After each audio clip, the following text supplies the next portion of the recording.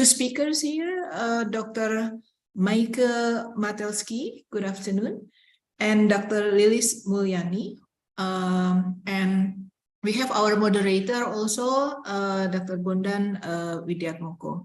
So without further ado, I think I will give, before we begin with the webinar, I think probably Mas Helmi wants to give some opening remark. Okay, please, Mas Helmi. Well, thank you, Effie. Good afternoon in Indonesia, good morning in Europe, in the Netherlands, in France, and maybe also in Africa. And welcome to the African Roots webinar series number 8. Yeah. And first of all, on behalf of our directors, Pak Fajar Ibnu Fail, Director of the Research Center for Area Studies, BRIN, I would like to extend our high appreciation to our speakers, Dr. Maaike Matelski, the Assistant Professor at the Department of Social and Cultural Anthropology, Vrije University, and Dr. Lilis Mulyani, the Director of Research Center for Society and Culture, BRIN, for their willingness to share with us about today's topic, the civil society movement, particularly related to the agrarian issues in Africa and Indonesia. And welcome also to all the participants. Here I see many participants already, and maybe more participants will join us. And as you may already know, by bringing together scholars from different continents and those who are interested in about the African matters. We hope that this webinar can contribute to the exchange about African or transnational African community or about African issues. And I hope it will create more interest, particularly in Indonesia, about the African studies. And last week, Dr. Lydia Wide, our co-host from the African Studies Center, Leiden, remind me that next month we will have already one year for this African Roots webinar series. So hopefully maybe there will be some evaluations about the progress of these webinars, but I'm sure we have learned a lot from these webinars, and I hope we can learn more from this webinar and to make it more interesting to the wider audience. Okay, I don't want to go in all the lengths. I hope we will, and I'm sure we will have interesting discussions, and I hope we will create collaborations between issues about the collaborations, research about the African studies from Indonesia or from Africa or from Europe or from other continents. Okay, thank you very much. I'm really looking forward for the discussion. Thank you. Okay, thank you, Mas Helmi, for the opening remark. And to shorten the time, I will give the screen for to the moderator, Dr. Bondan Widiatmoko. He is a researcher in the Center for Area Studies, National Research and Innovation Agency, Indonesia, BRIN. Okay, the screen is yours, Mas Bondan. Yeah, thank you very much for the opportunity, and thank you for believing me to be a moderator for today's discussion. So good afternoon, everyone, and all participants in Indonesia, and good morning for all participants in Netherlands or in Africa. So the first thing that I would like to say is the formality. I think Mas Helmi and Mbak Evi hasn't touched this. So the African Roots webinar, this is for the new participants, is actually the webinar that intends to bring together scholars from different continents who are interested in the roots of African matter. So the aims of this seminar is to seek and contribute to the inspiring exchange about African matters and transnational African knowledge community. So, and the African webinars is organized by African Studies Department of the Research Center of Area Studies, BRIN, together with the Netherlands Embassy Science Fellow, Dr. Liede, from the African Studies Center, Leiden University. And today we have two distinguished speakers. I would like to introduce them to all of you to get to know about what they are doing, what their research focus, and what are the publication. Okay. Well, the first speaker is Dr. Maaike Matelski. I hope I pronounced it correctly. She is from the Department of Social and Cultural Anthropology of Vrije Universiteit of Amsterdam. She completed her PhD on political transition period in Myanmar, 2010 to 2020. Her monograph titled Contested Civil Society in Myanmar will be published with Bristol University Press next year. So it's quite interesting. And Dr. Maaike research focus is on social political activism at various levels, community, regional, as well as transnational. So for her discussion today, she will talk about community relation with advocacy organization in Ghana and Kenya, not Myanmar, so in Ghana and Kenya, because our seminar today is about Africa.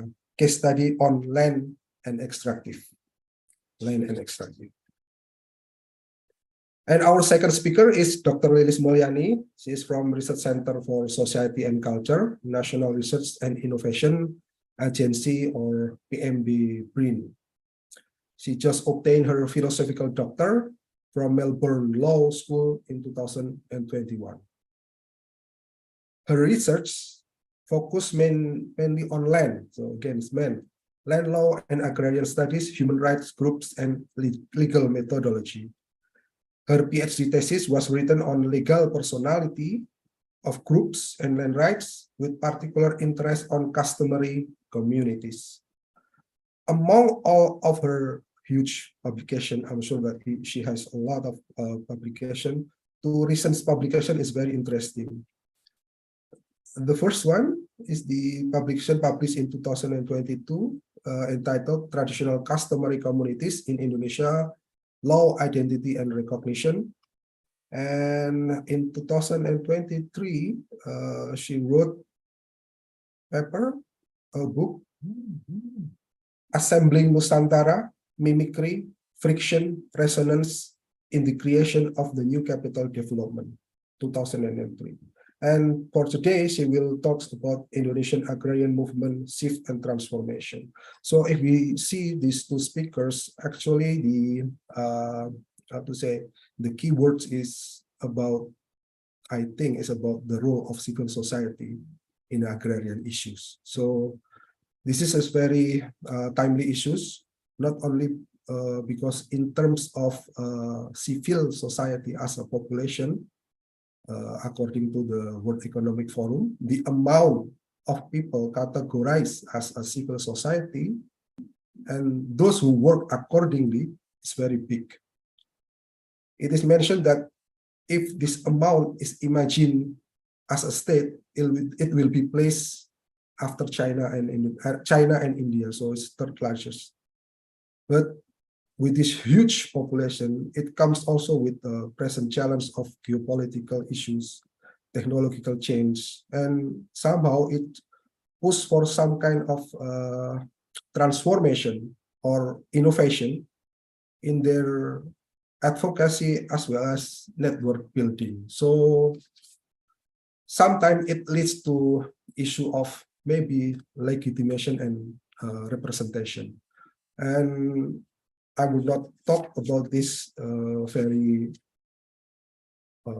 deep, but because the speaker is more expert, I will give the first time for the first speaker, Dr. Maaike Matelski, to present his speak. So the time is yours, Dr. Maaike. Thank you very much for the introduction. I'm now going to try and share my PowerPoint. Is this visible? Yes.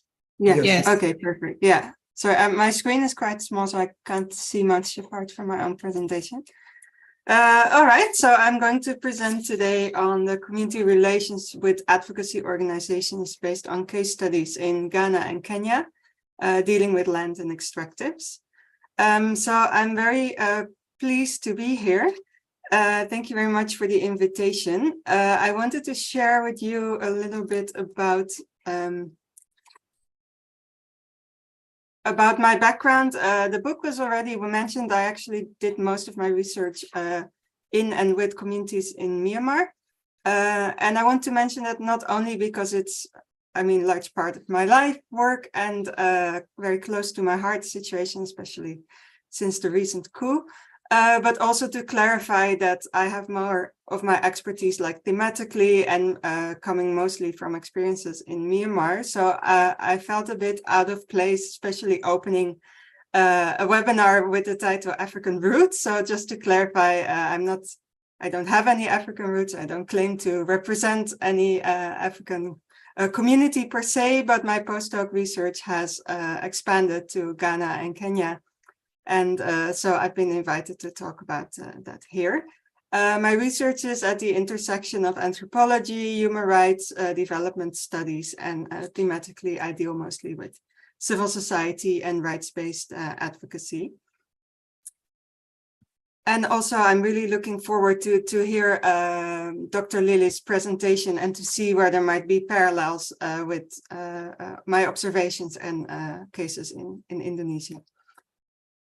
So I'd like to introduce the research that I've been asked to speak about for my postdoc. So after the PhD on Myanmar, I was part of a larger project commissioned by the Dutch Ministry of Foreign Affairs, where they wanted academic researchers to study what initially was called political roles of civil society, later was changed to new roles. So there were various case studies that were undertaken, 3 of which happened to be in Kenya, but there were also cases in India and Bangladesh and other countries. And our case study, which our research, which we conducted in collaboration with ActionAid, dealt specifically with land rights activism. And I studied a couple of land rights cases, and the one that's most elaborate in my research that I want to talk about today dealt with coal mining in a region of Kenya. Other issues that came up during the research dealt with land use for agriculture, but also inheritance issues between communities and families and rights of women. My focus within research on civil society is on community legitimacy and representation in often transnational advocacy campaigns where NGOs get involved. And then after this postdoc, I was invited to do a follow-up study focusing specifically on social impact. So to expand what I've studied and to disseminate these results more in the communities. And that research, which I'm currently in the process of completing, focuses specifically on the role of community intermediaries. So I first want to tell you a bit about this specific case study in Kenya, and then I want to share with you my observations on community intermediaries, and I'm really interested to see if there are parallels there with Indonesia as well. So the fieldwork that I did for this study was mostly in Kenya, in a rural area in Kitui County. In 2018, 2019, then of course came COVID, and the follow-up study was done last year, July, with the same community. And then part of the follow-up study was that I would expand to another context, and that was Ghana, where I just returned from recently, and I ended up with a very similar case, actually also dealing with extractives, but more gold mining and gas. And as part of this follow-up study, I am partnering with Vrije Illustrations, who are very experienced making science comics out of scientific products and text, translating them into visual material that's easy to share with a broad audience. So we also had comics produced for these two case studies, and I'll be sharing some of the images today.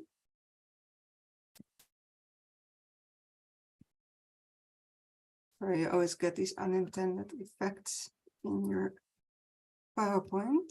There we are. So this case study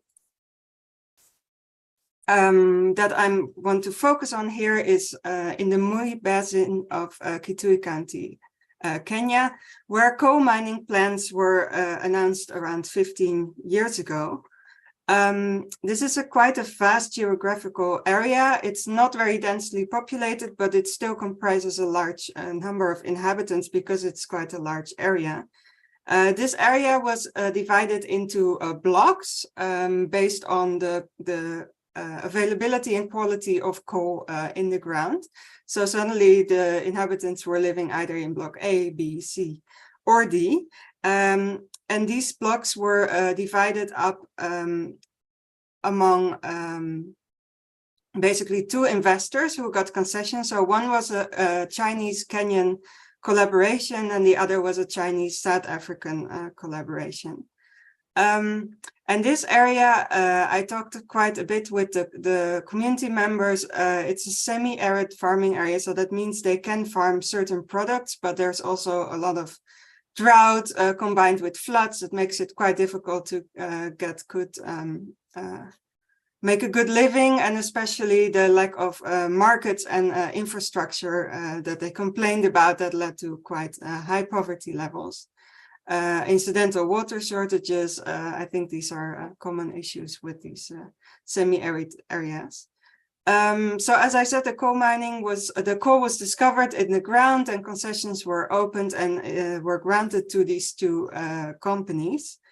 The government at the time largely supported the idea of mining coal, and they gave concessions for largely open cast mining. And that particularly caused concerns with the community around displacement. So there were these so-called eco-villages proposed where they could move to, but they would be very dispersed and not have any of their agricultural needs met. It's basically just a bunch of houses in a even drier area. And also for those who did not have to move or not that far, there were concerns about environmental hazards, obviously with coal mining.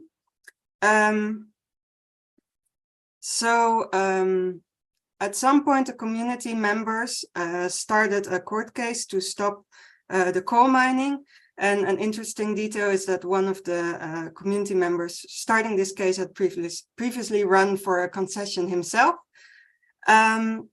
which he lost. The court case eventually was also lost by the community, but the court did set conditions for the companies before they could proceed with the mining. What's also interesting is that the company representatives have hardly been seen on the ground as far as people have seen representatives. They have all been Kenyan businessmen or local politicians who had announced that mining was imminent. And the reason I became interested in this case is that a number of NGOs had come in, some local, some from Nairobi or even international, to assist the community to basically resist this coal mining. I worked very closely with one local NGO that was quite small, but that has been active in the area on other issues for a long time. So they were on good terms with the community. Situation has not really changed for the past 6 years or more. So they're still dependent on decisions from politicians. I think some of the concessions have expired, so they would have to be changed or renewed. But what I find interesting here is that it's actually a case of non-mining, but the community is kind of in limbo, awaiting, like, are we going to be displaced? Is there going to be mining, or can they focus on alternative livelihoods? And the area I visited in Ghana was actually similar, that they also resisted mining, and gold mining had not taken place, but then a nearby community did have a mine on their land, and they could see the consequences of that. All right, moving on.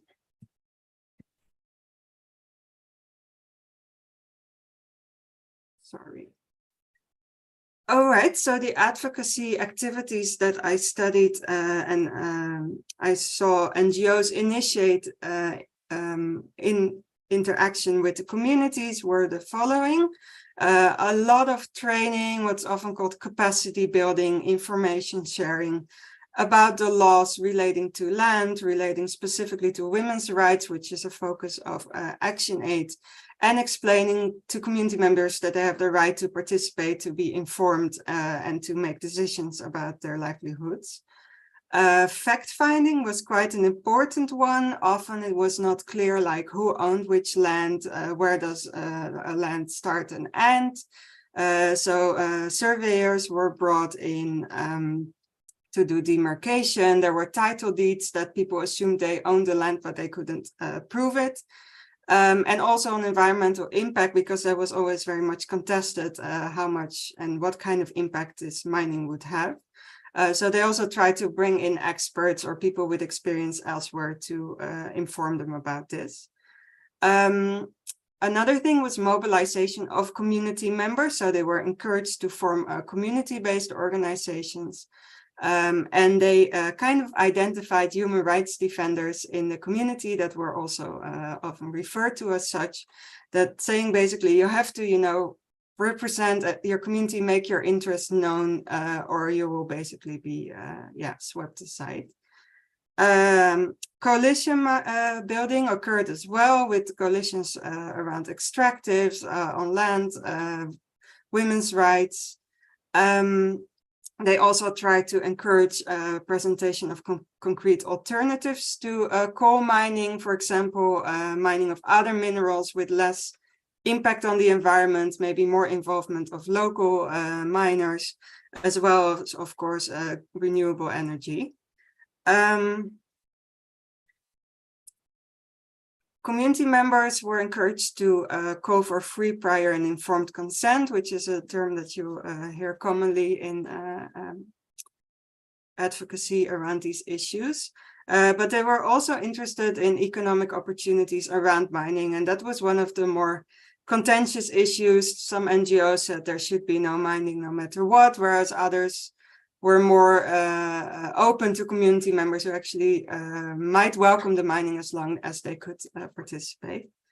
So there were different interests there among community, which is only very natural. And the court cases, one of them I already mentioned, but actually the coal was supposed to be processed in Lamu coal plant that was supposed to be built, and that was also stopped by an environmental court more recently. So here I wanted to zoom in a little bit on the transnational component of advocacy. Of course, there's always links with the local activities as well. This is a demonstration I attended 2018 against coal mining. The demonstration was held in Nairobi, so in the capital. It was quite widely reported on, and some community members were basically transported to Nairobi to join this demonstration, but there were also many demonstrators from Nairobi or from Lamu, from basically different areas. The NGOs help to establish connections with environmental organizations. One prominent one active in Kenya is Decolonize, that also I think was responsible for these posters, and another organization which I think is American, 350.org. They targeted funders, potential funders of the coal mining, specifically the World Bank and African Development Bank, tried to convince them to stop the funding. And there were exposure visits organized, so people from Mui visited Lamu and the other way around. But also other countries, so some community members, for example, were taken to mining sites in South Africa. And what's interesting about these exposure visits, especially the other case I studied more recently in Ghana, is that this community that resisted mining was actually warned by a nearby community, because they went there, they tried to get an impression of how the mining had affected the community, and then they decided to resist. So my interest specifically in how these advocacy activities impact on the community struggles. What was the impact of this transnational campaigning activities on the local level? One was, I would say, a professionalization of resistance. So resistance to mining became more strategic and less spontaneous. Sometimes also in other cases that my colleagues studied, they would do like sit-ins or even, kind of low-scale violent demonstrations, but that was deemed to be not strategic, and sometimes they were encouraged to enter into dialogue, for example, but it depended on the NGOs to what extent that was encouraged. Some of the organizations specifically highlighted the plight of marginalized community members, and Action Aid, the emphasis was very strongly on women, but there was also attention for like disabled community members and other minorities that they felt maybe overlooked. There was a growing influence of external experts that were brought in to counter claims by the corporation or the government. The land surveyors I mentioned earlier, but also lawyers and environmental experts that were brought in. And the struggle was increasingly presented in global rights terms, so they were often linked up with, environmental movements or other like women's rights movement to have these transnational connections in place, because if you just talk about like Mui community resisting mining, it doesn't really have an international appeal. And this is where there were also sometimes disparities between NGO and community priorities. So not that they had opposing needs or goals, but sometimes the way that advocacy was conducted, there were slight differences in preferences. So I have here some quotes from community members. They said that we appreciate their activities, and that was mostly these like demonstrations and lobbying in Nairobi, but they need to come to the ground where the mining is going to take place. So basically saying they should be more visible. Another leader said they do good work, but they use someone like me as part of their work, and they should pay for our services. So he was asked to share information or share photographs that were then used in campaigning material without being paid or otherwise recognized for that. So this partly inspired my follow-up research on the community-based legitimacy. So how do CSOs and NGOs particularly ensure that they are seen as legitimate by the communities they claim to represent? And this is the follow-up project that I wanted to also present to you, analyzing community-based legitimacy for advocacy organizations working with intermediaries in the Global South. So we published an article based on the first research in Kenya, where we presented civil society legitimacy as a balancing act, because it's so actor, context, and time specific. So you can't say if you do this and that, you'll be seen, you know, unanimously as legitimate. It really depends who you ask, in which context, and at what moment.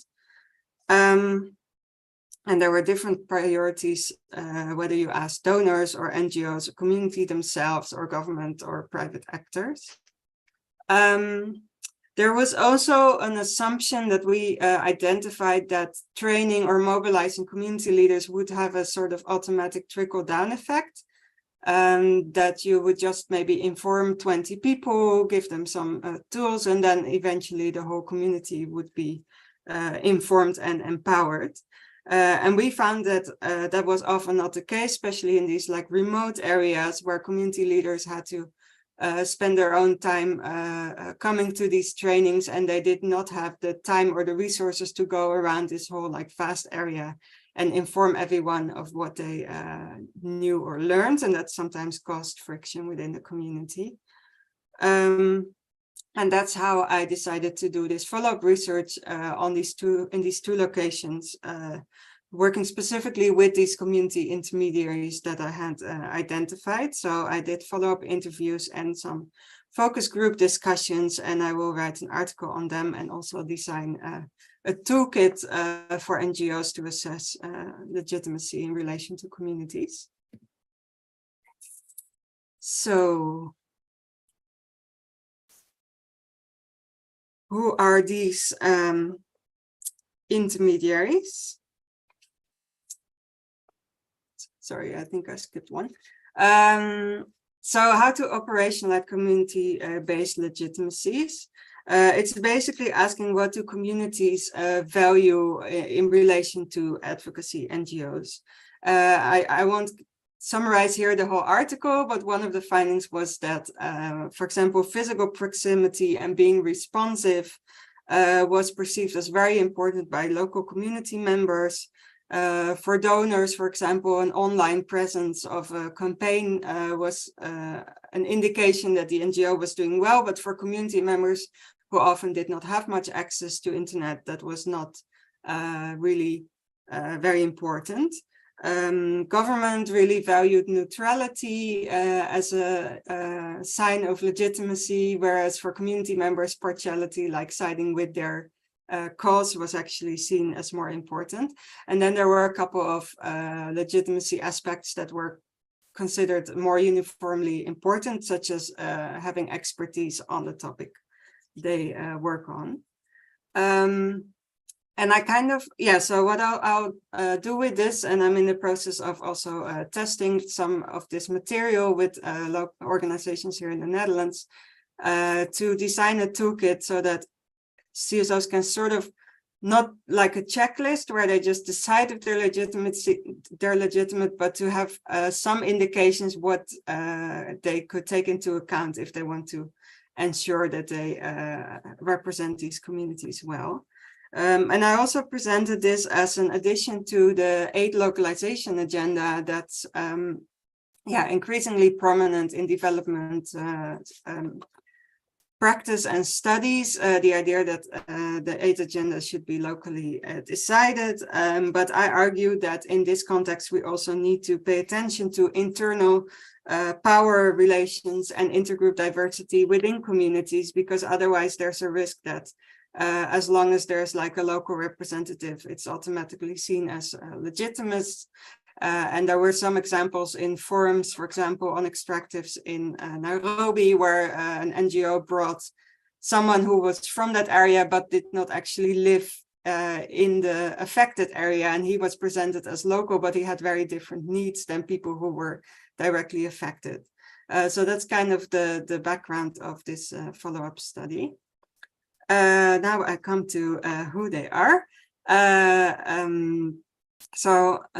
Community intermediaries, so they're also referred to as leaders, but they're not political leaders, more sort of people put forward by the community, sometimes called champions or representatives, human rights defenders, etc.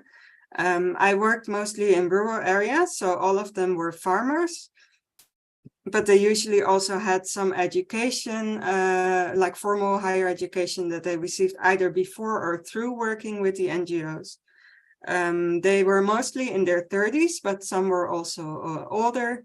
They still live in the community, so they are really locally based, but they do speak more English and they're more digitally literate than the average community member. And they're somehow identified by the NGOs, but also often by community members themselves as possessing certain leadership skills. So some of them said they have a good standing in the community, and they are particularly able to translate between local needs and advocacy language, and to make requests and demands that are understandable to a broader audience. They are also taken to various platforms and forums where they are able to present to donor and government representatives.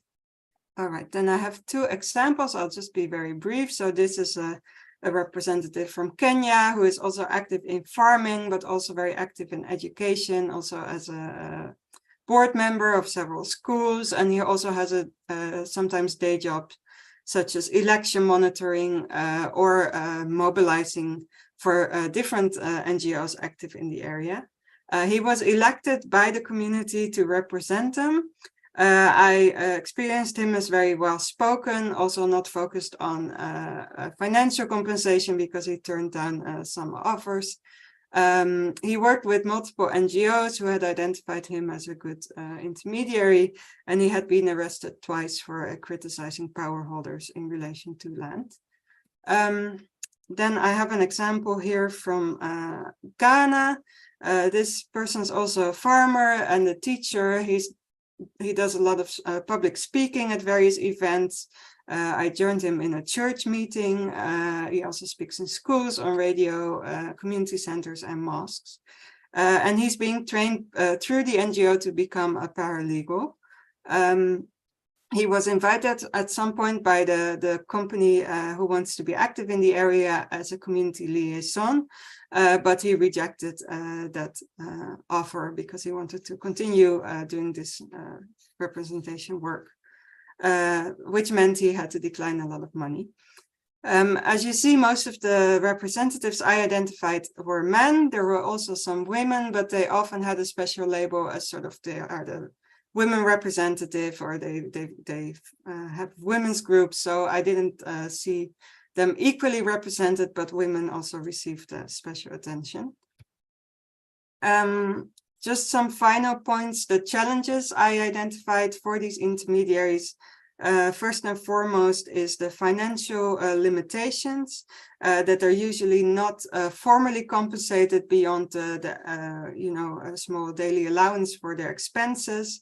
And even the local NGOs that mobilized them, they lost some of their funding after COVID. So the NGO I worked with in Kenya, they used to have 3 funders, I think, and when I visited them last year, they had been without funding or even salaries for about 8 months. So obviously that impacts also on these intermediaries. And another finding that I identified in both Kenya and Ghana after COVID is that there were these restrictions on civic space, especially meeting with community members to discuss these issues. Obviously, during COVID, like these group meetings were prohibited, but my research indicated that some of these restrictions were used after COVID to sort of not invite too many public meetings. The livelihood constraints I already mentioned, they often had to either turn down offers for a better salary, or they were no longer seen as candidates for government jobs, for example, because they were seen as too critical, and there are not that many other options to really make a living in these areas. Another important aspect was community expectations. Community members expected a lot of these representatives, although they have very few resources. There were complaints that some community members go for short-term gain. For example, it's easy to buy their votes, or they were willing to sell their land without looking at the long-term consequences. And as I said, these intermediaries were expected to cater to very large areas, despite bad infrastructure, few resources. Transportation can be quite expensive if you have to cover a large area. Limited communication channels. During COVID, there was basically only phone, because a lot of community members were not really on the internet. And yeah, generally that community expectations of these representatives and NGOs are a lot higher compared to government, for example. Another issue was security threats. Everyone I spoke to had been either threatened, arrested, or sued by company or local authorities. And yeah, there was not much support from authorities for these people as opposed to for the companies. So what do these representatives need from NGOs? Many of them said that they actually needed more training and more knowledge about rights to be able to protect the rights of themselves and the community. So legal expertise, technical expertise. Obviously material needs, so sometimes there were requests for like buying a pickup or a motorbike so that they could easily move around. Some just needed smartphones to have a better connection in remote areas. What's very important is that they mentioned that they wanted more resources to respond to emergency needs from community, like if someone is arrested or there's an imminent threat, that they want to be able to go there and just have a little bit of money to help out, which they didn't have.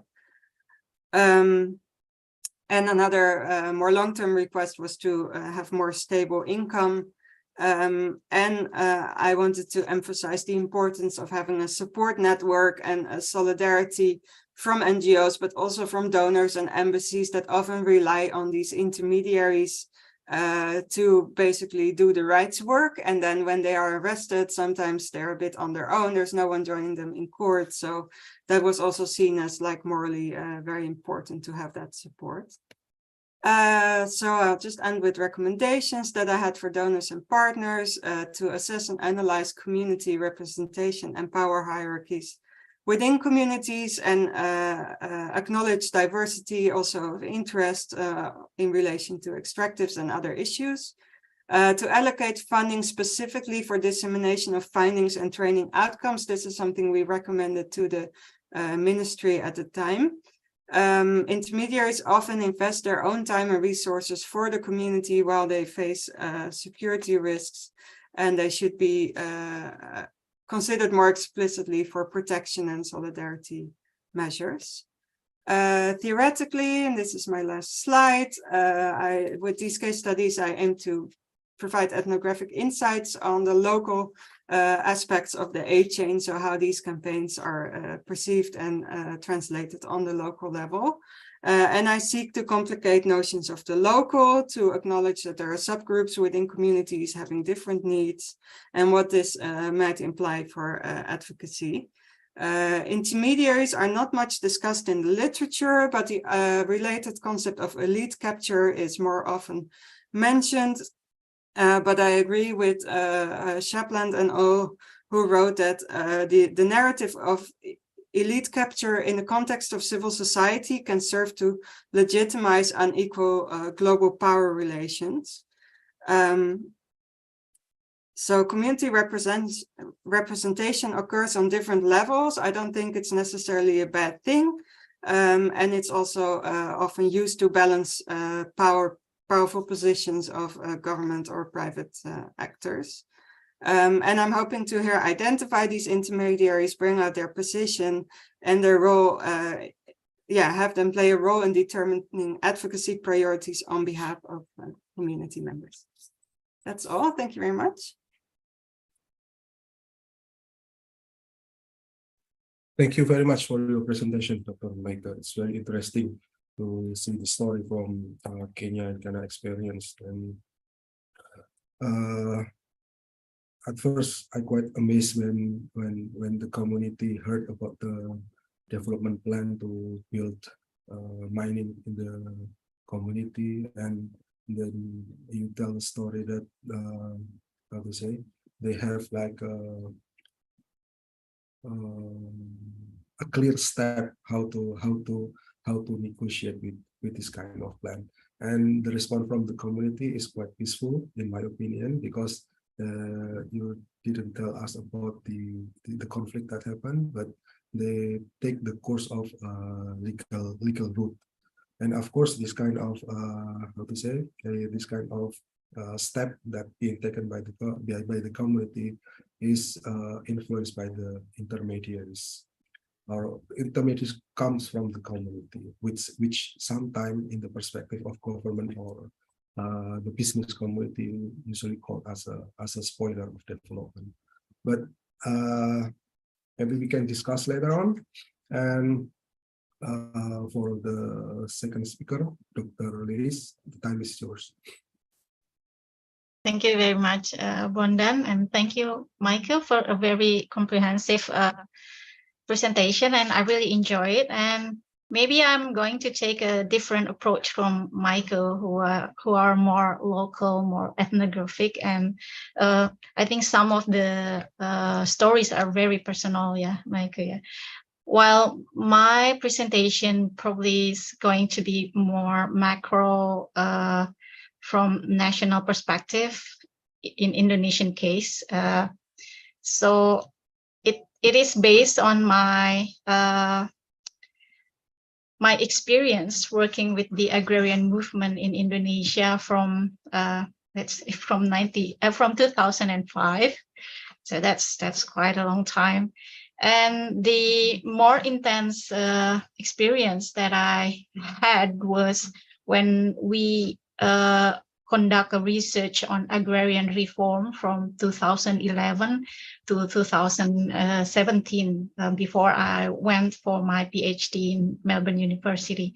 So I was also involved in the designing or formulation for the agrarian reform national priority program during the Joko Widodo's administration in his first period in 2016 to 2017.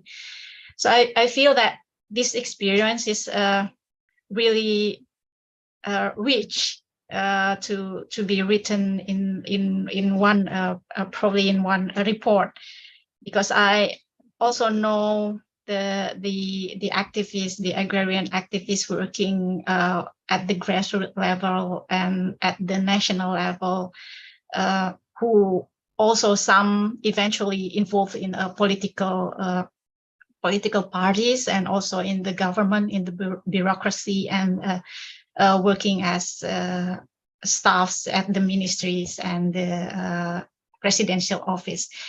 I think this is going to be a very interesting one, I hope, certainly. So here are the outlines. I'm going to first talk about the agrarian transition and the context of the agrarian movement in Indonesia, and then what are the purposes and who are the actors, and also the arena of struggles and how the agrarian activism shifts and transforms during, particularly from during the reform era. Yeah? So talking about agrarian transition and agrarian question is not only on economic question of transforming society and the economy, but it also involves a lot of political questions such as state policy. I think these three major shifts or transformation also happens not only in Indonesia, but most part of the world, particularly in the global south, yeah, in Africa also. There is a massive process of the agrarianization, for example. There is a deteriorating condition of agriculture, depeasantizations, where numbers of farmers are declining from year to year. And then the farming condition is also deteriorating. And the latest writing from Sophie Chow, for example, on plantationations, where there is a massive indication on how there is a change from food subsistence in Indonesia and several other parts of the world to monocrops plantation, for example. And there is also the issue on land, labor, and livelihood, where land becomes commodified and sold.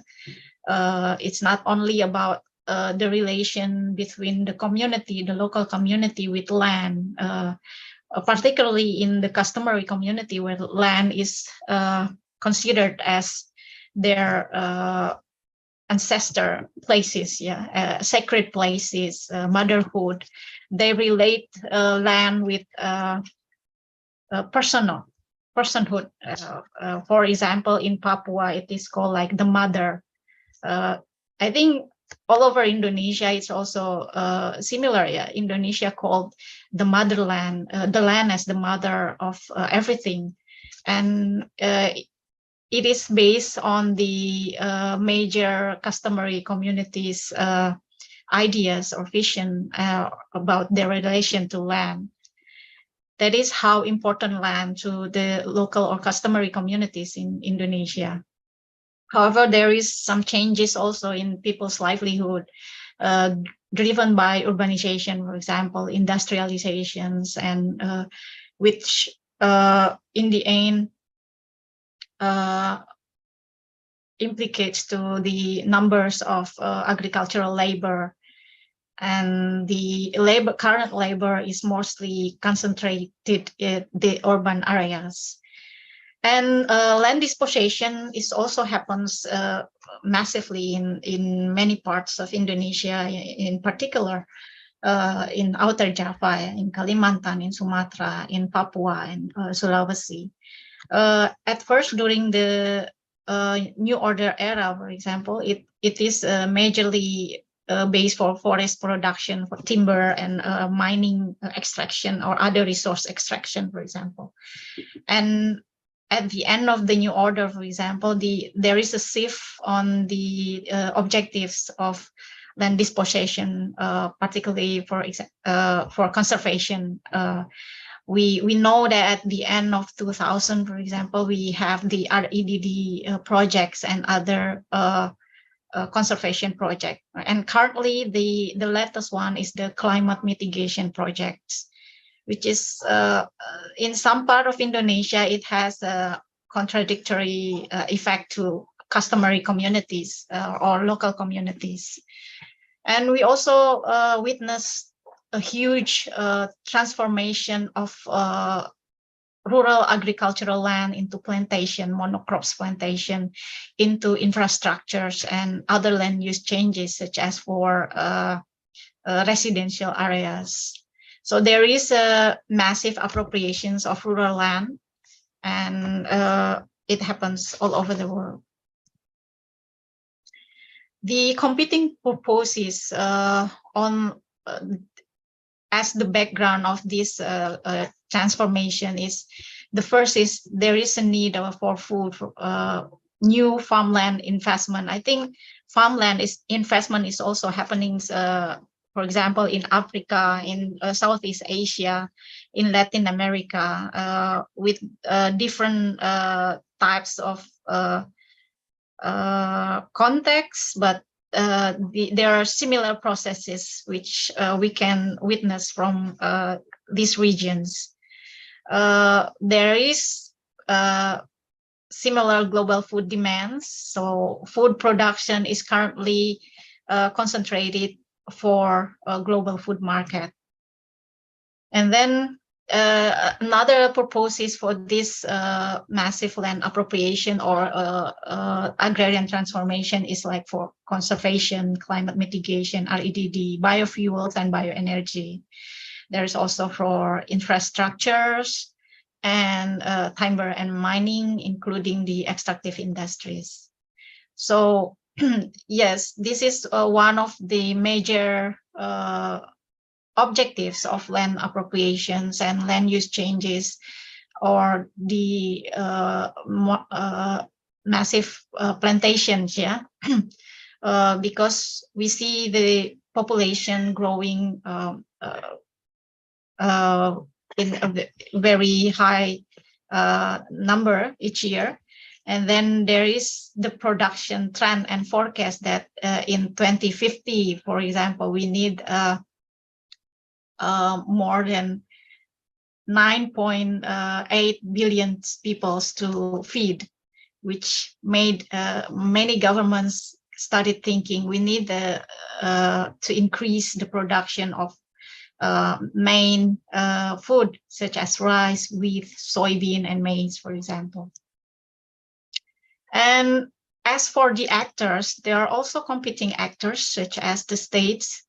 Here, the states is not only the national states, but also transnational, including those happens through bilateral cooperations or through the contributions of world economic regimes such as the World Bank, WTO, or IMF. The WTO and IMF, we can witness from Indonesia's at the end period of the New Order era, how they change a lot of policy in Indonesia.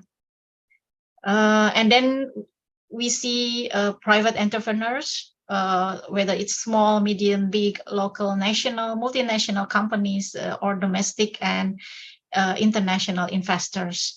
In Indonesia, for example, the major company or corporations such as Sinarmas, and then Provident Agro, Astra, and then Sawit Sumbermas, and there's another Lonsam, London Sumatra, for example, and Gosco, and a lot of other private entrepreneurs coming to Indonesia,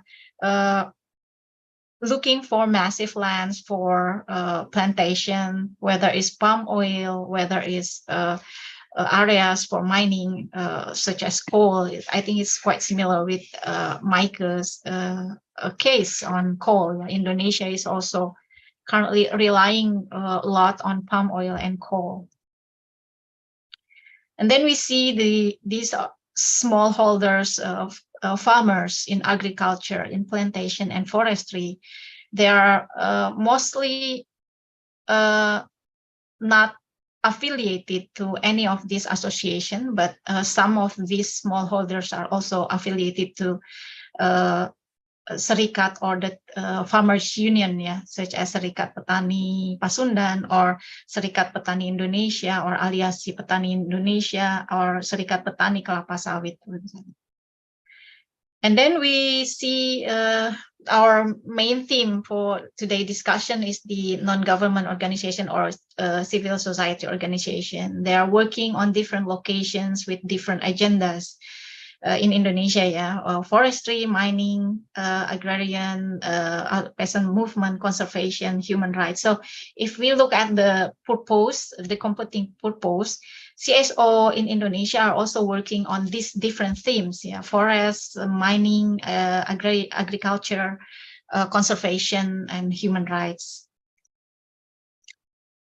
As for the arena of struggles,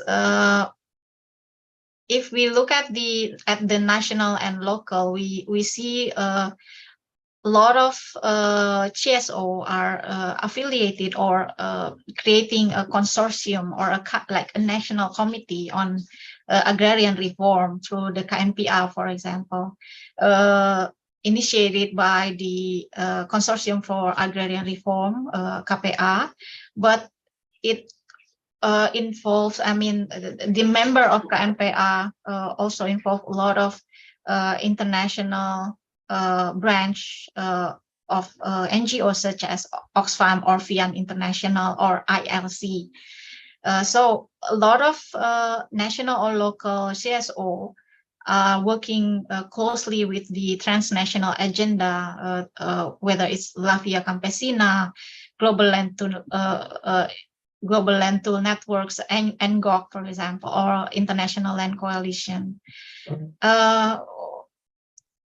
As a illustration, we can see the example for International Land Coalition, for example. ELC is also working worldwide, and in Indonesia, it has linked to RMI, or Rimbawan Muda Indonesia, who works on securing the future land rights for rural youth and rural farmers, while Science is also the member of ELC in Indonesia, but mainly work on doing research.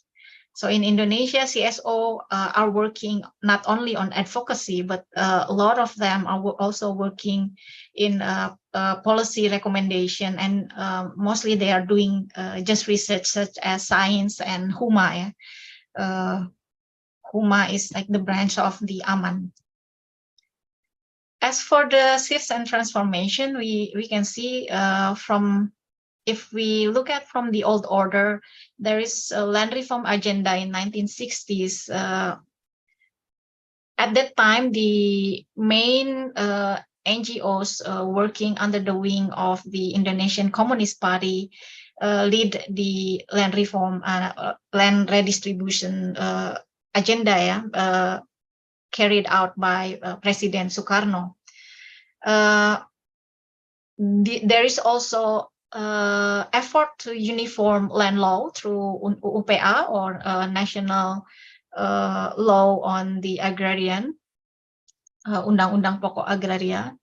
And then there is also a mission from the old order to abolish large land holdings so that it can reduce land inequality through land redistributions.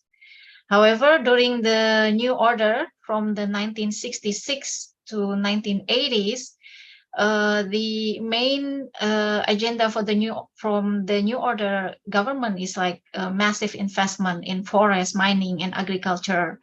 In agriculture, for example, it applied the Green Revolution policies, where agricultural land is being intensified through massive chemical intervention to land. There's also massive land appropriation and dispossession, particularly for from the customary communities all over Indonesia, for forest, timber, and then for mining, and also for massive infrastructure such as the building of dams. Land conflict is, although we don't hear much about land conflict, because the new order is, we know, it's very authoritarian, and a lot of conflict is being silenced, and so we don't hear a lot of conflict occurs, except for the big ones such as Kedung Ombo, and several others. But during Reformasi, we see land conflicts like pop up everywhere in Indonesia.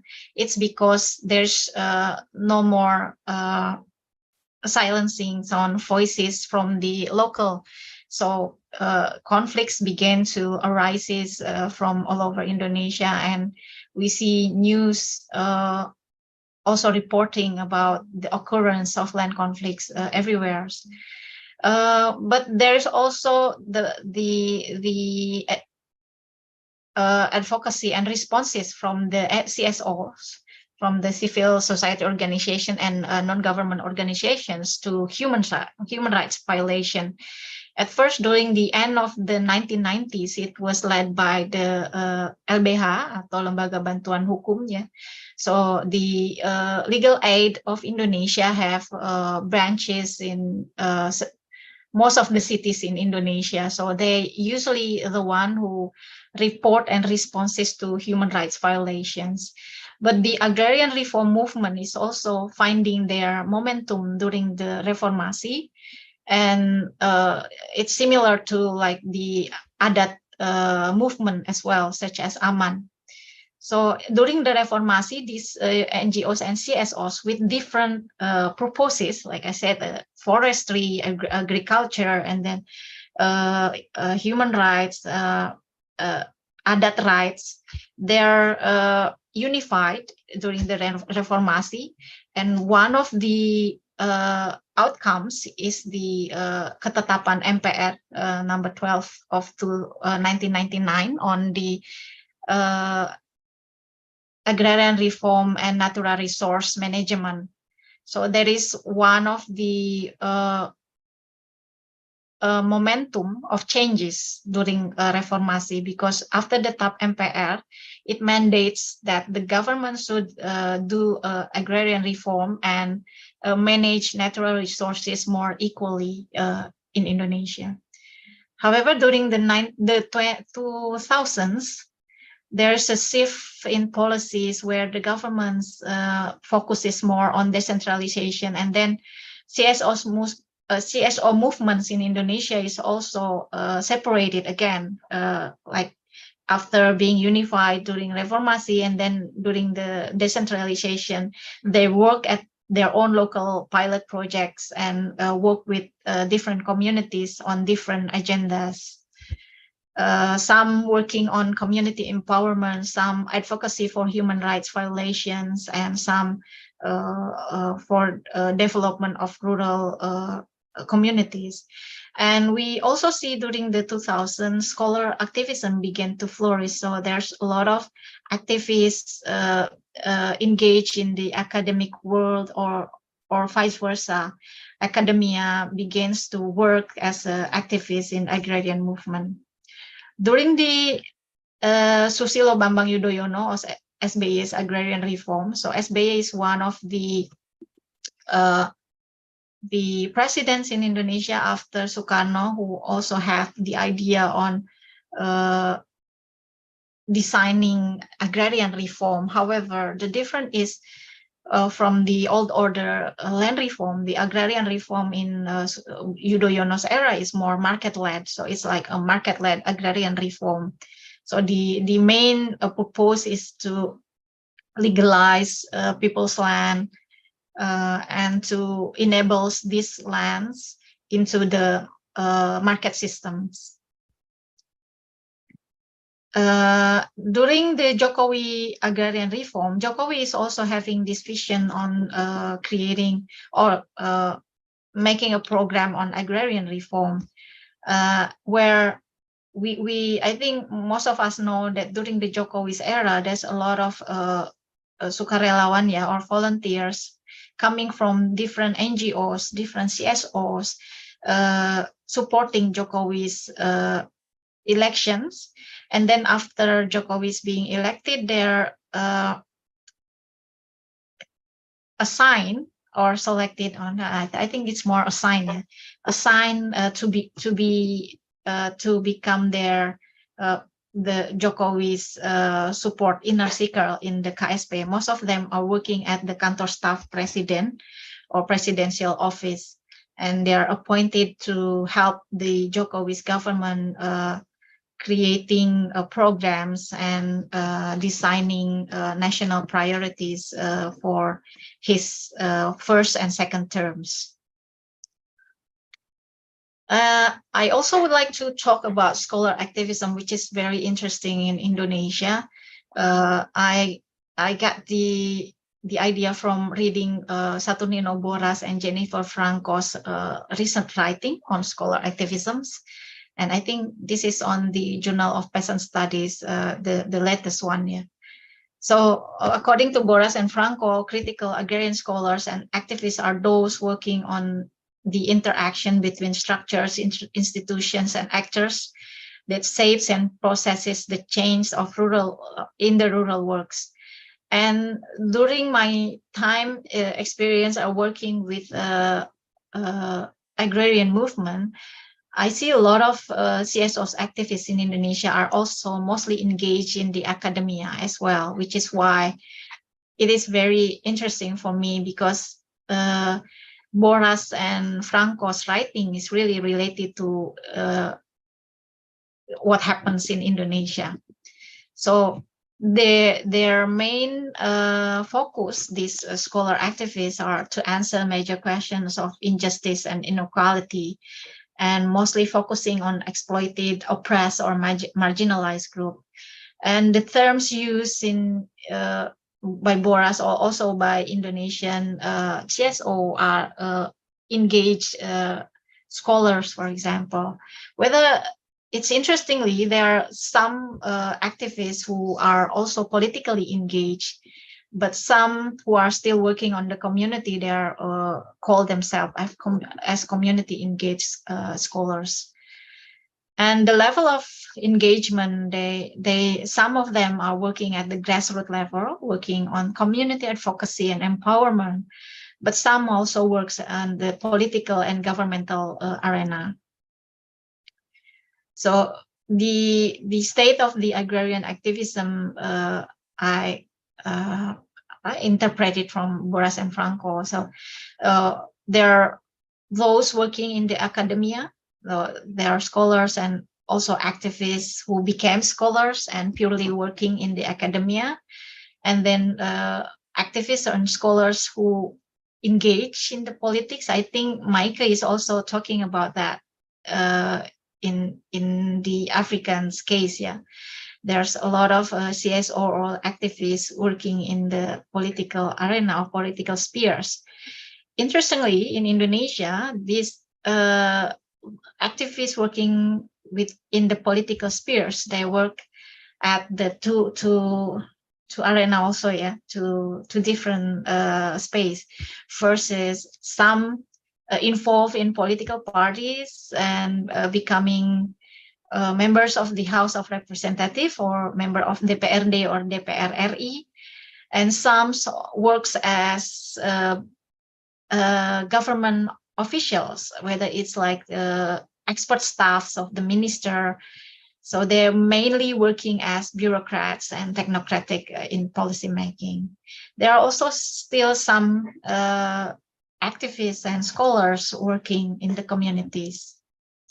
So probably the questions of agency is also interesting. Maaike also raised several questions in her last talk about the CSO and their engagement. And I think this is quite similar. I also want to raise the question of agency from the civil society organization or agrarian activists. So if we are going to analyze the CSO, I think we have to look at who they are working for and whose objective they are fostering, whether it's the community objectives or their own objective, the CSO's objectives, or whether they have other objectives, such as one interesting case I found in West Sumatra during my PhD dissertation research. One of the NGOs working on social forestry is actually fostering the Ministry of Forestry objectives on creating the social forestry, ya, atau perhutanan sosial. So they are working closely with the Ministry of Forestry, and they're asking the community whether they want their forest, their customary forest, to be included within the program of social forestry, for example. So I think there is the key analytical question on when we are working with the CSO or when we are doing research on CSOs, whose objective are they fostering and what arena are they working at. Usually those working closely with the community, or whether they are working closely at the political level, at the national or like the regional, provincial level, and how they are engaged with the community they are working with, whether they have grassroots, whether they have a grassroots community engagement, or they are just working at the national level with the policy making, the policymakers, for example. So I think that would be all for my talk on the agrarian movement and agrarian activism. So it's just a reflection and quote from Pivan, who is being also quoted by Saturnino Boras and Jennifer Franco. So yeah, I think I'm looking forward for more discussion following this. Thank you very much, and back to you, Bondan. Thank you. Thank you very much, Mbak Lilis. Very interesting as well. And I catch some point from your presentation is that Mbak Lilis still, how to say, see it is not wrong, but it's very interesting to compare with other region that the importance of land to the community livelihood. It drives not only how to say CSO involvement, but also the transformation of how to say other activists like scholar activists, how they influence this kind of relation between the development agenda and the community needs or interests. And this also brings like for the two speakers brings also like how to say bringing an imagination. Can we how to say make the importance of the question of agency in the intervention during the conflict in the agrarian conflict? How can we put the different kind of agency with different kind of name and agenda, such as the how to say community intermediaries, and then the scholar activists, or maybe the community martyr that works very intensely in the community. How can we put this agency into the discussion of agrarian movement? And at this time we have 25 participants maybe, and maybe you have one or two questions to the speakers, or maybe the speakers want to respond about my point about the agencies, how this kind of agencies works, and we as a pure scholars can identify them, and how to put them put their significance in this kind of a relation between the conflict and then the community and then the interest of the government or the business entity.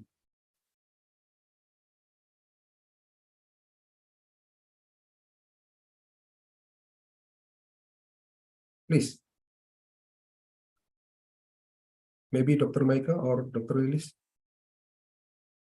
Yeah, I was quite interested in the last points about the interplay between activists and academics and politicians, and I think that's super interesting, but also I think we're implicitly talking about maybe different layers here, because like the community representatives I encountered, they would not, first of all, feel confident, I think, to, you know, by themselves work on in a government position or on a policy level. They really use these platforms given by NGOs to reach these areas at all. And I also saw, like, I think once the NGO sort of lowers their involvement in the community, that a lot of those links are also lost. Whereas you're talking about like people that shift more between these different areas, implies that they have maybe, I don't know, they're more familiar with the language, or they have higher education level. And also these, like academics, I have a feeling, I haven't really studied this, but that they focus on specific cases, like the areas I visited, there was hardly any research done. It doesn't appear in many articles or you know, edited volumes on these issues. So there must be some kind of implicit selection process there. It's just an observation. Yeah. May I? Bondan? Yeah. Yeah, that's very interesting, because like it's quite different from Indonesia. Maybe in Indonesia it's not all activists working as I observe, but some also work at the political arena. For example, those who became involved in the political arena are using their base of the what do we call the community base as their voters, so to gain voters. That's one place. So there is an intersection between this the activists and the like those working as politicians. And as for the academic, interestingly, I also witnessed there's a lot of academic becoming experts in many NGOs. They are invited as expert, as also a consultant without being paid, but they feel like they want to engage with the community, and they are willingly working with the CSOs, giving workshops or capacity buildings to the communities. And I think we can observe there's in agrarian movement, we can observe that's a lot of academia working in that kind of field. So they are working actively as also activists as for empowering the community, advocacy. Some even becoming a legal expert at the court, for example. So that's how the intersection between the scholars and activists in quite a lot of cases in Indonesian agrarian movement. Yeah, sure. And this is also validate your Dr. Maaike conclusion. The first that if we see this kind of situation, a conflict situation in agrarian movement, first that we have to identify the presentation and power hierarchies within the community that can differentiate or identify who actors involved in the conflict and who are the spoilers or who was the agency working directly or indirectly that can influence the outcome of the conflicts. And maybe still within in this topic we have Dr. Lide and Pak Linggar from UNER. Maybe from Dr. Lide first. You have a response about this? A question? Thanks.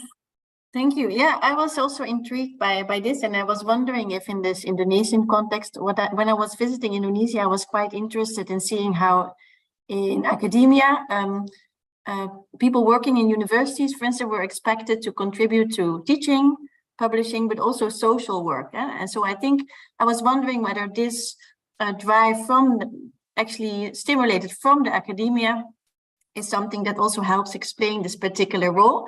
I would be interested in that because it's a contrast, for instance, in the universities in the Netherlands, where this role of social work or the social activity is much less part of an academic job, not explicitly, not so much mentioned. There's more in research, also a stimulation to share your research findings more widely, such as Maaike is doing by trying to contribute to the policy debate and also sharing the findings by collaborating with the organization that provides these cartoons. So I think that's a good example where you do see that happening, but in general in academia in the Netherlands it's less stimulated. So I was wondering if it also relates to this particular role of academicians in Indonesia. And at the same time, I was wondering if you yourself would identify yourself also as someone being on both as a scholar in a sense, a researcher, but also one who is within a government organization, but also who is involved in activism of some kind. And if so, what kind of constraints you would experience in that sense? And the same question perhaps with Maaike. We used to work together, and so I know you, especially from the time when you were still conducting most of your research in Myanmar, and you were very actively involved also. So I think broaching this academic activist kind of role, but I'm wondering if that is something that continues and why or why not, or how that shapes your research focus. All right, you can respond it, Dr. Lilis and Dr. Maaike. Directly? Okay. Thank you, Dr. Lida, for a very interesting one. I think, yeah, in Indonesia, the lecturer, for example, at the university, they are required to fulfill three main tasks, yeah, three main functions. The first is like teaching, the second, tri dharma perguruan tinggi, ya. Mengajar, kemudian apalagi research, and then community engagement.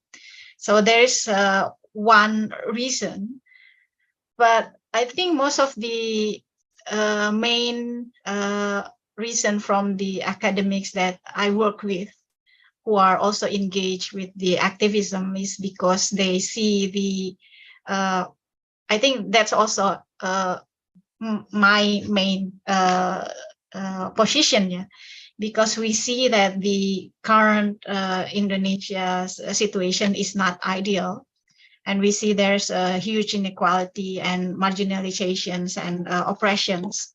So if we are being neutral, we are we make things difficult to the communities, because sometimes being neutral is not helping, and we need to take our stand.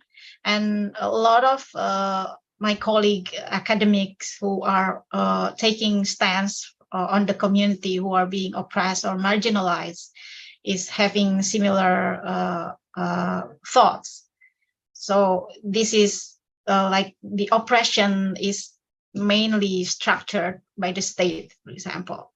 So we cannot be a neutral in neutral positions and just, for example, we give recommendation to state, because the state is one of the main oppressor in a lot of cases of conflict or marginalizations. That is one state. Of course, it's only one groups. Yeah, I think there are also other groups having others other objective or purpose, which not which my answer doesn't really reflect all the academia in Indonesia, definitely. So, yeah,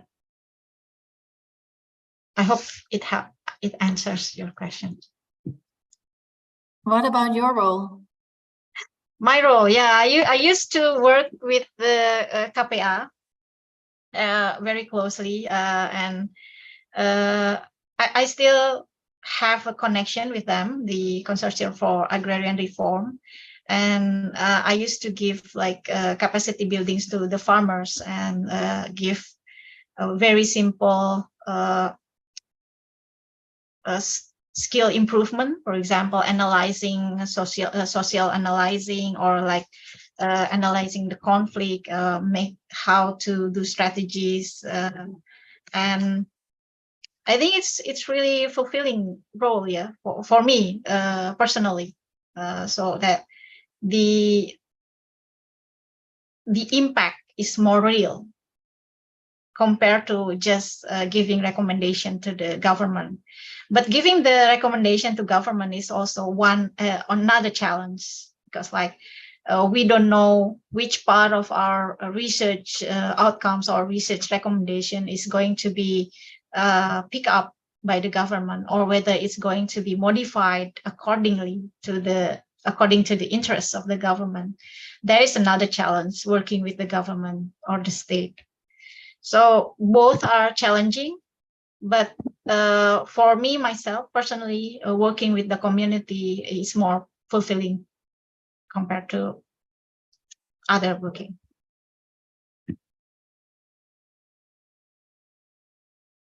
Should I pick up as well? Yeah. Yes. Yeah, I think it's really interesting what Lida is saying about the Indonesian academia.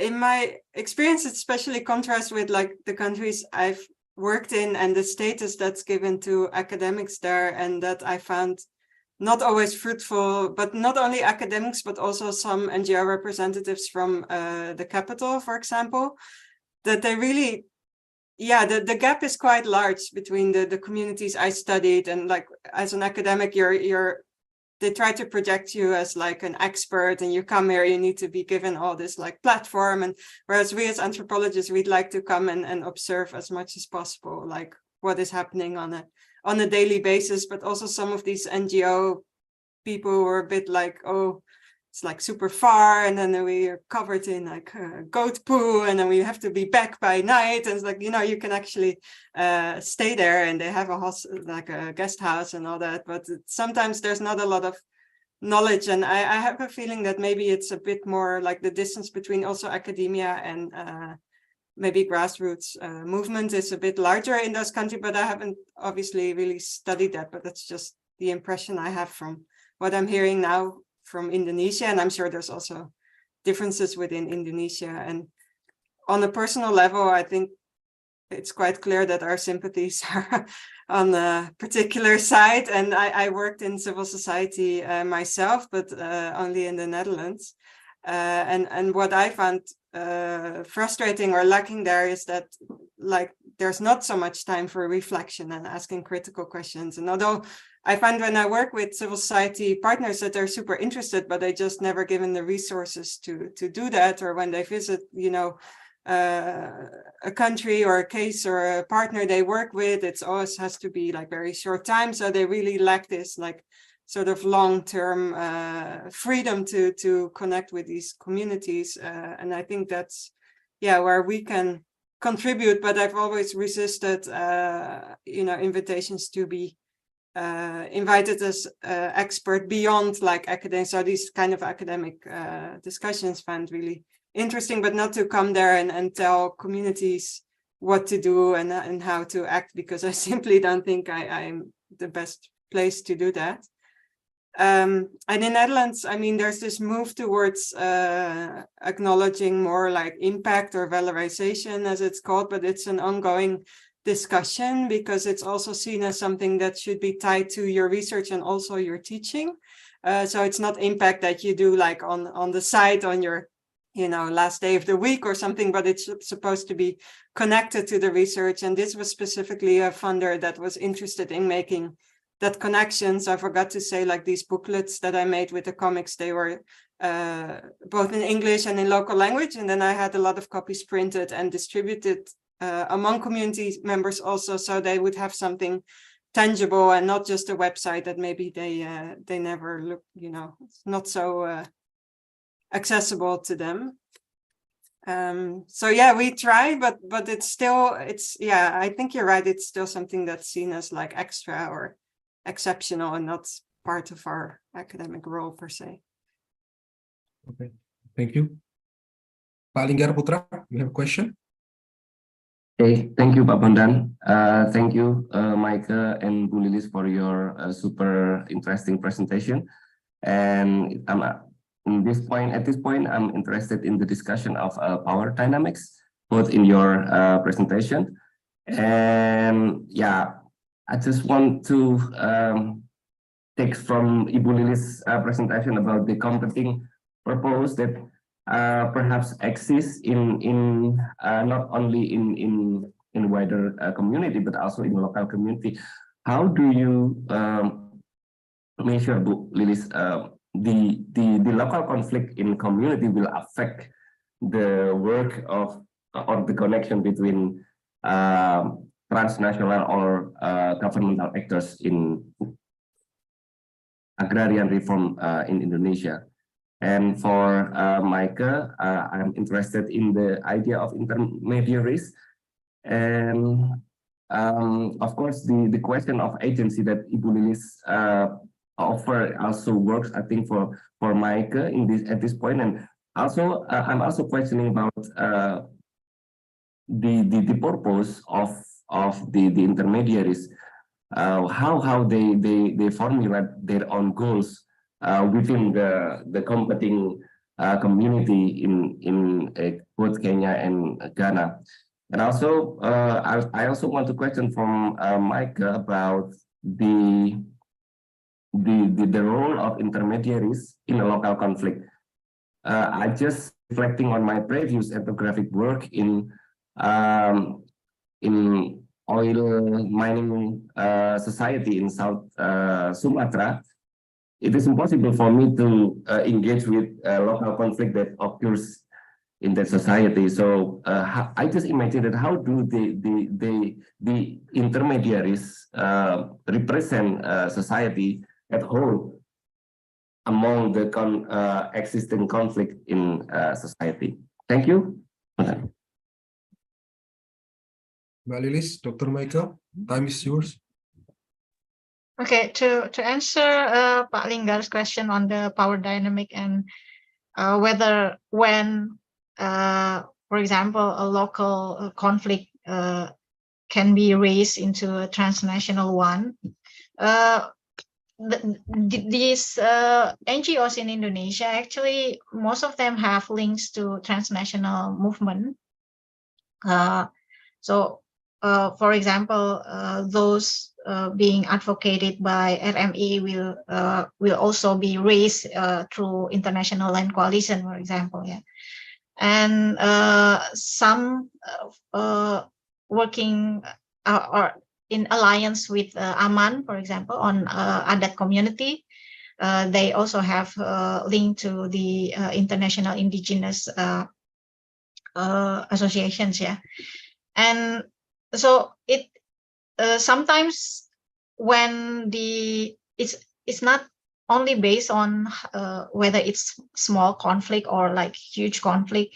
Small conflict, if it also includes a lot of interest within it, can be raised into national or transnational issue. For example, the Wadas, yeah, the latest one is conflict on the dam building on Wadas, for example. It actually not small, a conflict, land conflict, not directly linked to the building of the dams itself. So it's only on the mining of the cars in Wadas as the main resources for the dam building.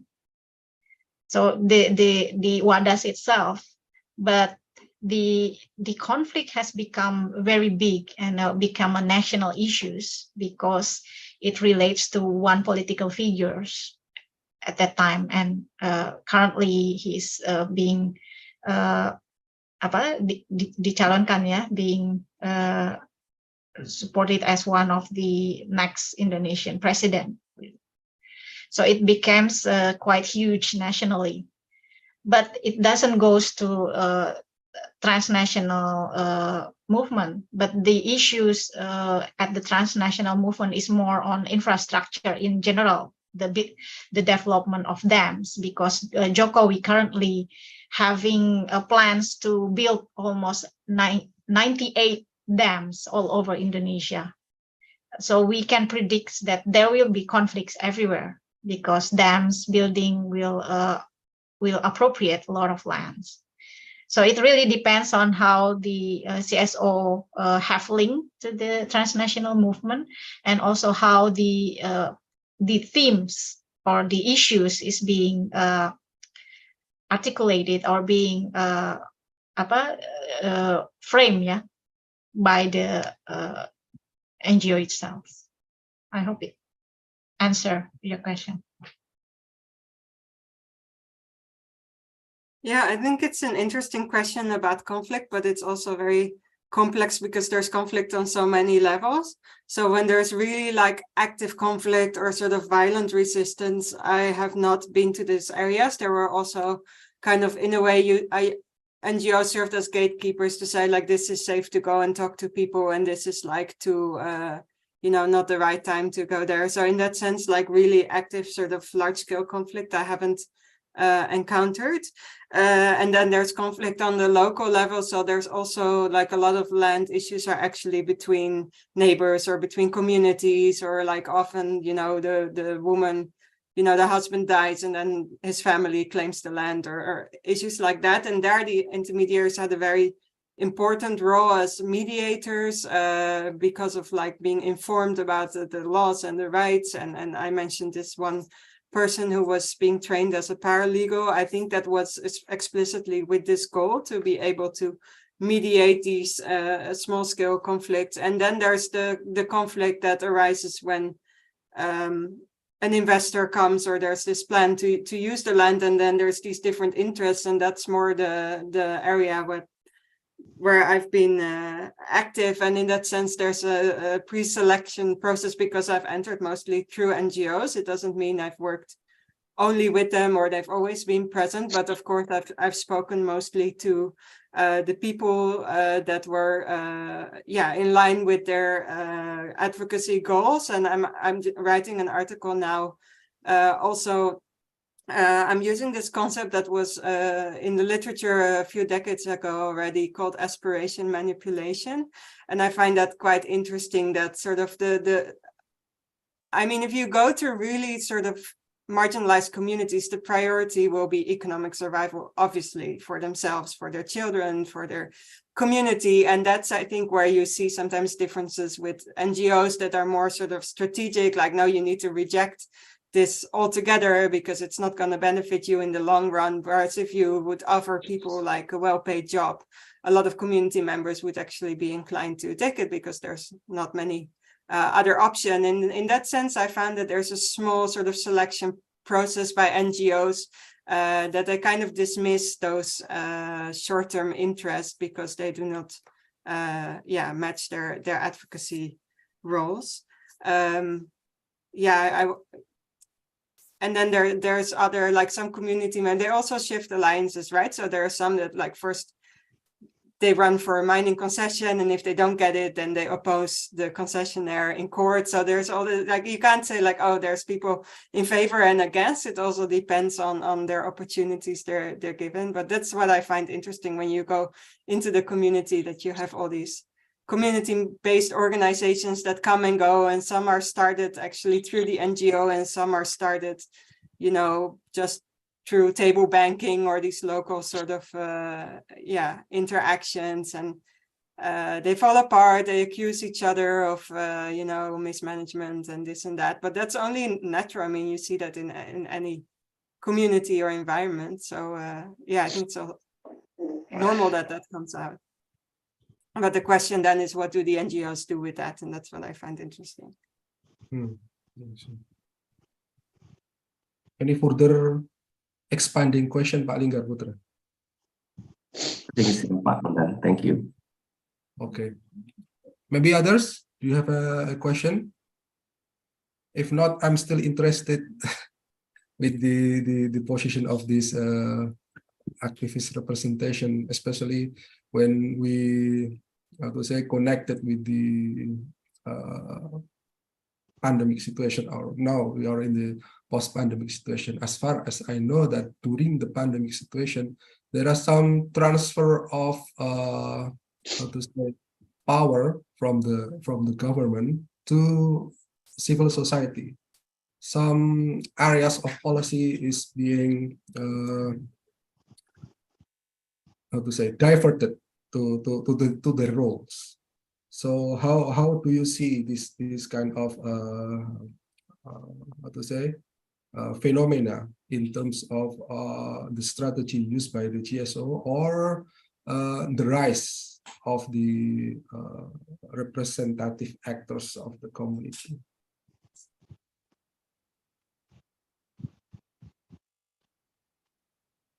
Can you elaborate what kind of power is transferred to civil society? For example, during the pandemic, there are some like the increasing function of in Indonesian case, the increasing function of how to say, puskesmas, community health center, to become like distributing the medicine, and then doing some advocation about the virus, etc. So the inability of Indonesian government to touch this kind of area is the room for civil society to fill on. And I think in the agrarian case as well, there should be some kind of how to say, in a case of, for example, in a case of Indonesian sustainable palm oil certification, the role of transnational actors to registering the farmers' factor of production, especially the land, is quite how to say strong, especially the use of geolocation technology. That is not really how to say manageable by the government, is being diverted to this kind of actors. So it gives some kind of rise of how to say roles for the civil society to fill up this kind of gap.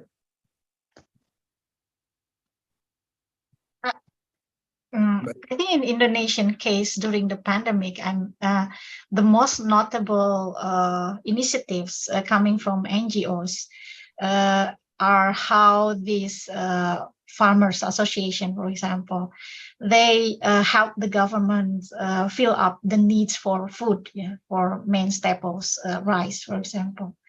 So like the SPP, Serikat Petani Pasundan, they proudly said that because we at the urban areas, we cannot produce our own food.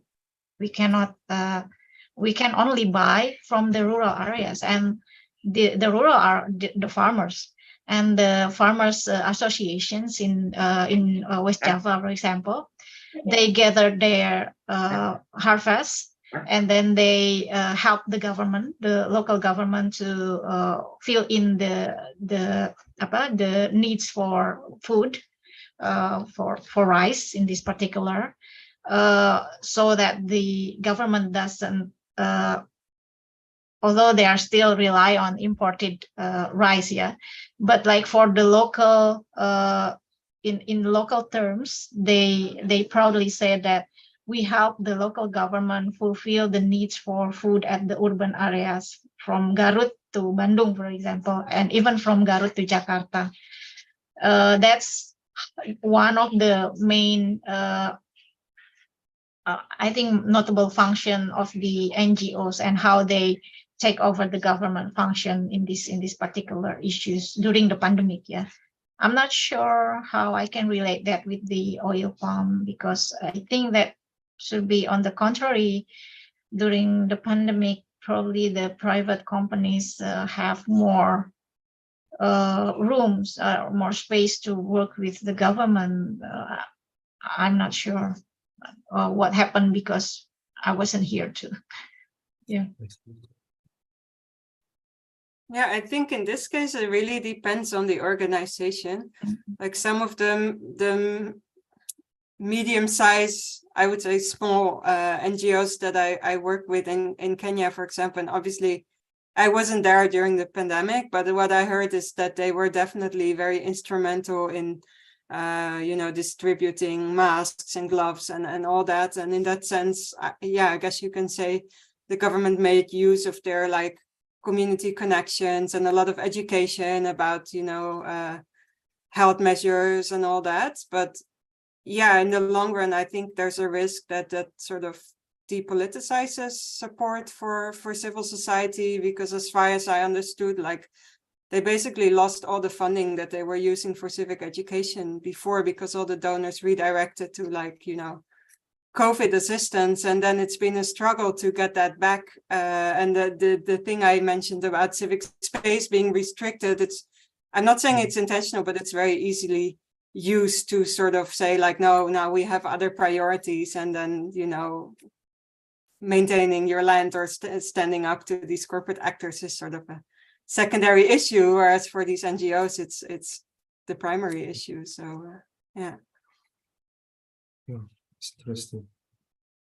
Mas Helmi, do you have a question?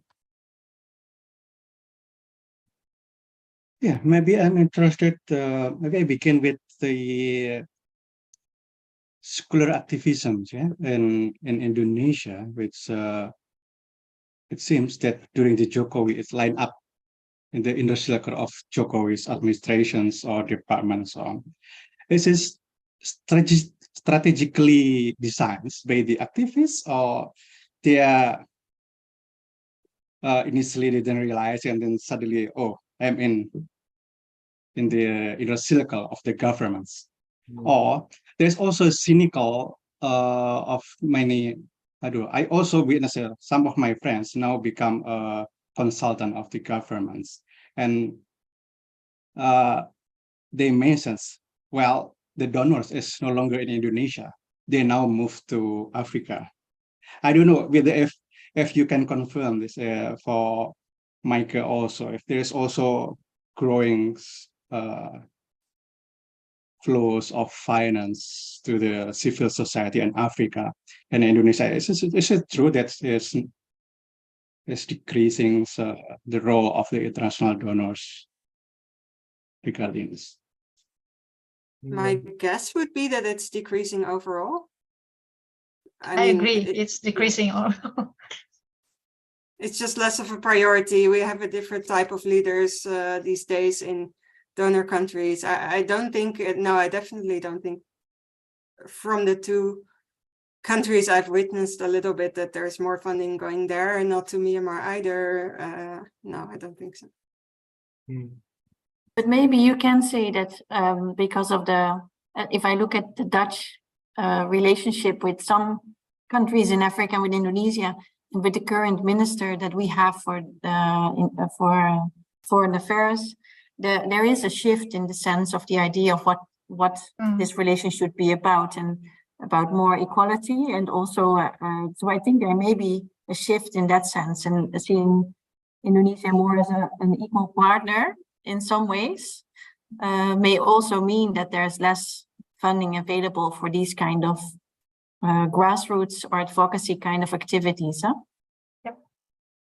Yeah, I agree. I think I also agree with Maaike. There's a shift in which priority the funding, whether it's from the government, foreign government funding, or like non-government fundings goes to, because like, for example, from Australia, they have different priorities, such as they're focusing more on gender and marginalized, like disability, for example. So issues like land conflict is no longer, I think most of the NGOs working on land having similar issues on funding during the pandemic and after the pandemic. So we don't know where it goes, Mas Helmi. So Maaike probably confirmed it doesn't go to Africa, yeah. No, not to Africa. It's redirected, and Lida's right that the narrative is changing into like partnership and business partners, but we really have to see how that plays out on the ground. I mean, that's all a nice thing to say from the capital, that we are going to be treated as equals, and the agenda is going to be set by the South. But then, I mean, where is the funding going to come from? Niang, do you have some questions? Masih mute, Niang? Masih mute. It is very interesting discussion today between Maaike's teams and Lilis Mulyani about lands.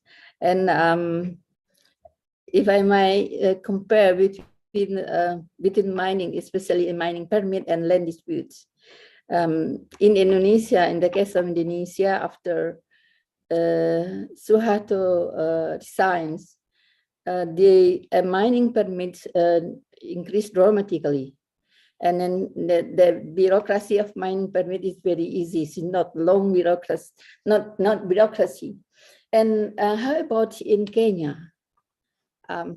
About mining permits and land conflicts in Kenya? Is there mining permits very easy getting from the government, or I do not know.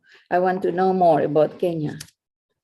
And about the impact of advocacy and community struggles. In the mining community, it's in Indonesia, it's very interesting because it's over the last 5 years, over the 10 years, the role of women very important if we compare with the previous years.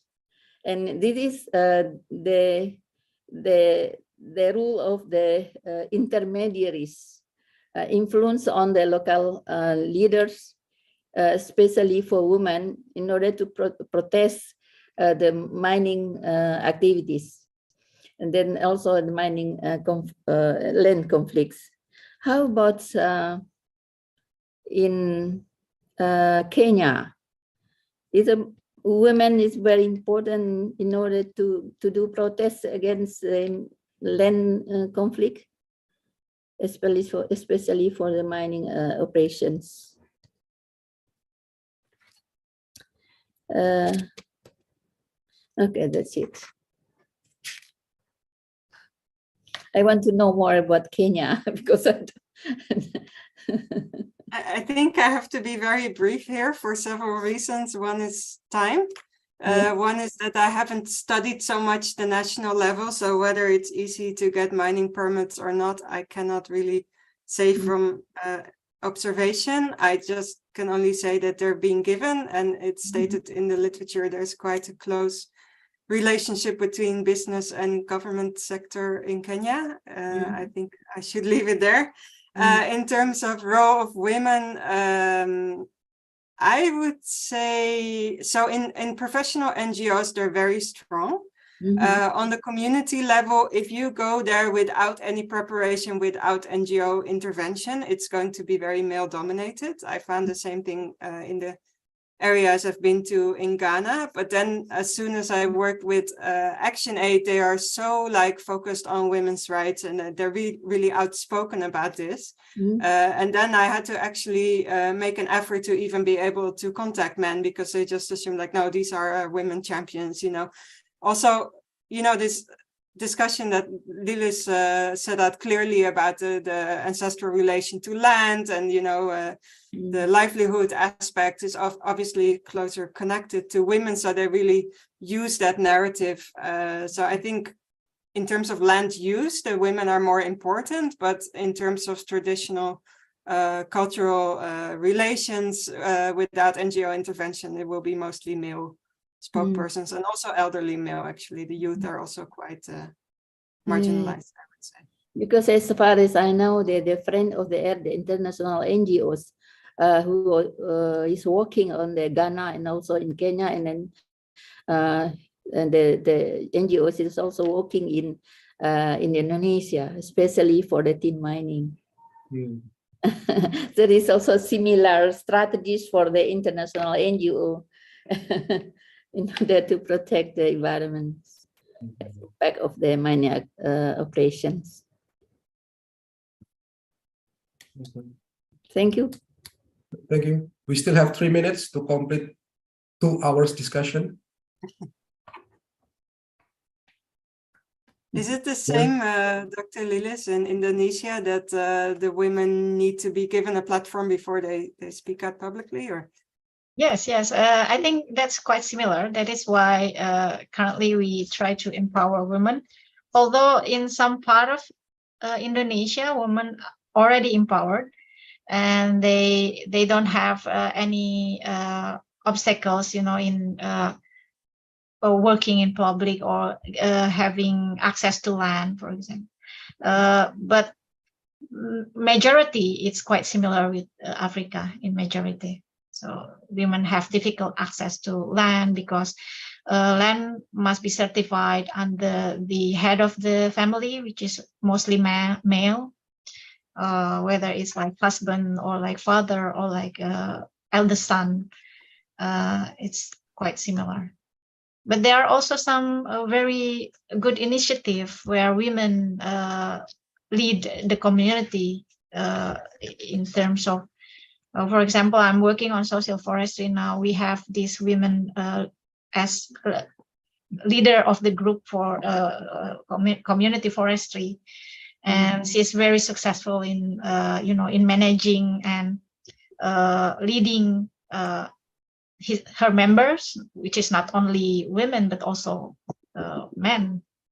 So there are some women leaders, pioneers also in Indonesia. If we can identify and we can go to the local areas, we can find them.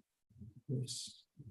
what I understood in Kenya, actually the laws on land are becoming more progressive. So it's no longer automatically like the male head of family that can own all the land, but it's more on the ground. It's not really known, or it's not really practiced yet. So that takes a lot longer. And where do you go to claim your right if you don't? If it's not given to you? It's more on that level. There's a lot of work, I think, to do. Okay. Oh, Artanto, 1 minute.